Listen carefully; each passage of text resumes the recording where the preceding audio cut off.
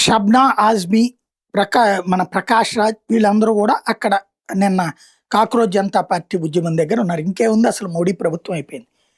ప్రకాష్ రాజ్ మొన్నటి ఎన్నికలప్పుడు ఉన్నాడు కదా, అంతకుముందు ఎన్నికలప్పుడు కూడా ఉన్నాడు కదా. ఆయన ఏమైనా గెలవగలుగుతున్నాడా? షబ్నా ఆజ్మీ 2007 సంవత్సరం నుంచి మోడీని ద్వేషిస్తూనే ఉంటుంది. గుజరాత్ ముఖ్యమంత్రిగా తీసేయాలని పార్లమెంట్లో రైజ్ చేసింది ఆవిడ. అలాగే ఆవిడ ఫ్రమ్ ద బిగినింగ్ బీజేపీ వ్యతిరేకి, హిందుత్వ ద్వేషి. ఇప్పుడు నిన్న వచ్చినటువంటి వాళ్ళు ఎవరు బీజేపీ కాకుండా బీజేపీలో ఉండి బయటకు వచ్చినటువంటి వాళ్ళు? ఆమ్ ఆద్మీ పార్టీ బీజేపీకి వ్యతిరేకంగానే ఉంటుంది, సమాజ్వాదీ పార్టీ బీజేపీకి వ్యతిరేకంగానే ఉంటుంది, కమ్యూనిస్టులు బీజేపీకి వ్యతిరేకంగానే ఉంటారు, యోగేంద్ర యాదవ్ బీజేపీకి వ్యతిరేకంగానే ఉంటాడు. ఒకప్పుడు కాంగ్రెస్ పార్టీ మన్మోహన్ సింగ్కి సంబంధించి కమిటీలో వన్ ఆఫ్ ద మెంబర్ అతను. అలాగే ధ్రువ్ రాఠీ అయినా బీజేపీ వ్యతిరేకంగానే ఉంటుంది. నిన్న వచ్చిన వాళ్ళందరూ కూడా యాంటీ బీజేపీ బ్యాచ్ని. యాంటీ బీజేపీ బ్యాచ్ ఇవాళ కొత్తగా మోడీని దించేది ఏంది?